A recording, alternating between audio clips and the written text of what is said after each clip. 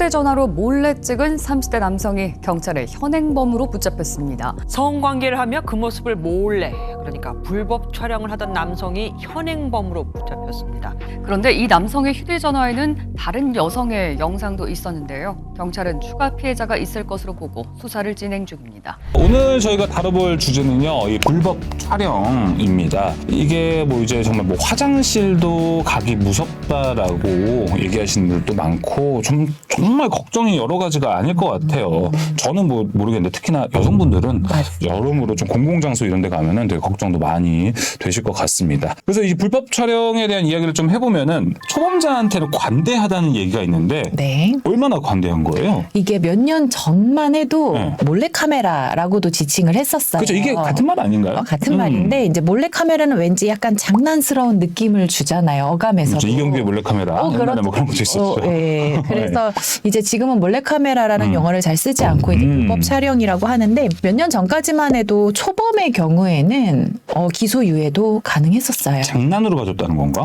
그게? 장난까지는 아니지만 약간 이제 그렇게 심각한 범죄로 생각 안 한 거죠. 계단 올라가는 이제 여성의 뒷모습, 다리나 속옷을 촬영하는 정도라든지 굉장히 심각한데 이제 사회적 분위기가 이제 초반에는 초범이고 전과가 없으면 이제 아예 검사가 기소도 하지 않는 기소유예 처분도 가능했었는데 요새는 그렇지 않습니다. 굉장히 처벌이 이제 높아졌고요.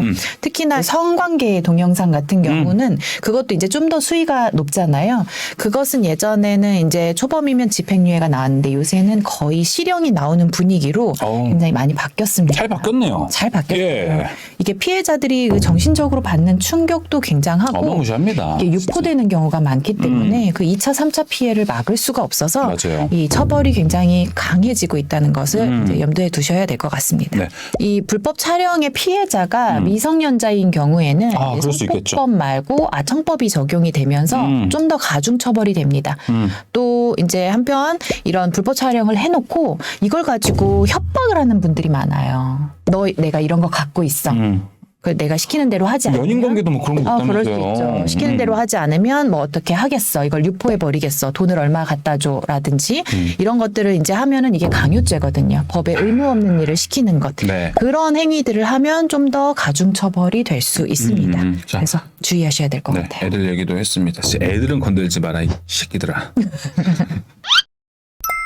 앞서서 이제 영상을 찍은 것들, 뭐 연인들 이런 이야기들을 좀 해주셨는데 네. 찍는 거 갖고는 뭐라고는 못할 것 같아요. 사실 찍는 거 가지고 뭐 법적으로 다룰 사건은 아니잖아요. 그게. 네. 근데 이걸 이제 유포를 하면 문제가 되는 거죠. 네, 말씀하신 대로 이게 촬영 자체는 엄밀히 말하면 불법 촬영은 아니잖아요. 그렇죠. 당사자가 합의를 동의를 했을 해서 수도 이제 있고. 찍은 연인 사이의 촬영이라면 찍는 것 자체로는 이제 피해자의 의사에 반하는 게 아니기 때문에 불법 촬영이 아닌데 그 사람이 찍었을 때 우리 둘이 보자고 찍은 거지 널리 유포하자고 찍은 건 아닐 거잖아요. 그렇죠.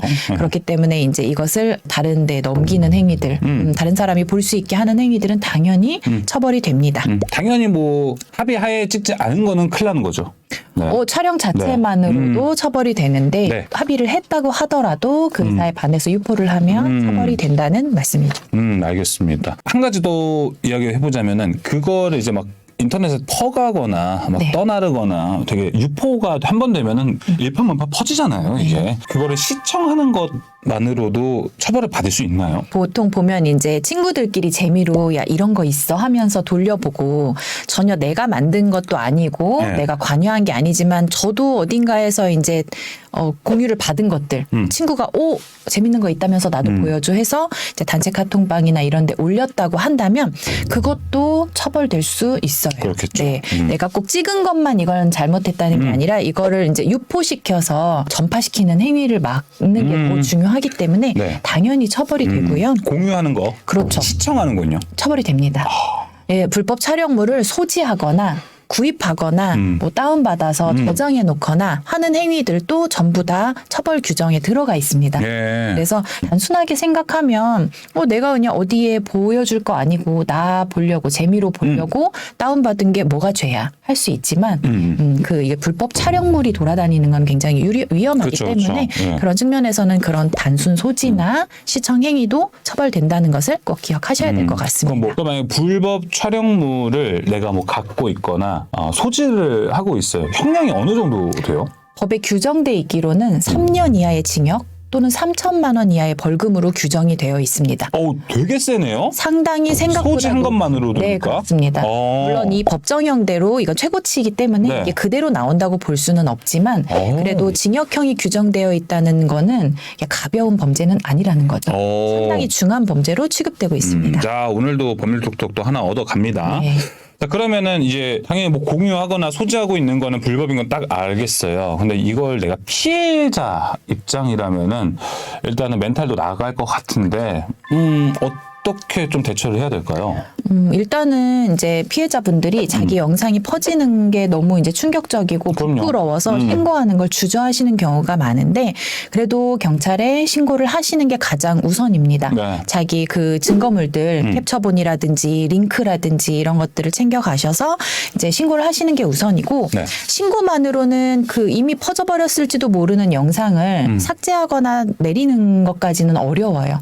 그런 경우는 이제 지난번에 우리 성폭력 할 때 말씀드렸는데 그 디지털 성범죄 피해자 그 지원센터나 방통위 이런데 이제 그런 기관들의 도움을 받으셔서 영상을 삭제하는 것을 요청하는 것이 가장 좀 현명한 대처 방안이라고 생각이 됩니다. 맞아요. 제가 요새 이런 뭐 사건 하다 보면 제가 맨날 영화, 드라마 이런 거 얘기하잖아요. 삭제 요청을 된다고 해서 결국 데이터 센터 네. 가 문제가 되는 내용이거든요. 데이터 센터에서 삭제 안 하더라고요. 그러니까 여러모로 좀 조심하는 게 되게 중요할 것 같다는 생각이 듭니다. 네, 오늘 법률톡톡은요, 이 불법 촬영 범죄에 대해서 들어봤습니다. 뭐 공공장소 무섭습니다. 진짜 남자건 여자건 여성분들 더 그러실 텐데 법률톡톡 보시면서 여러 가지로 좀 도움 많이 받아 가셨으면 좋겠습니다. 자, 그 전에 뭐부터 해야겠죠? 매일경제TV 구독, 좋아요. 알림 설정까지 해주시길 바라겠습니다. 오늘 저희 여기서 인사드리도록 하겠습니다. 안녕.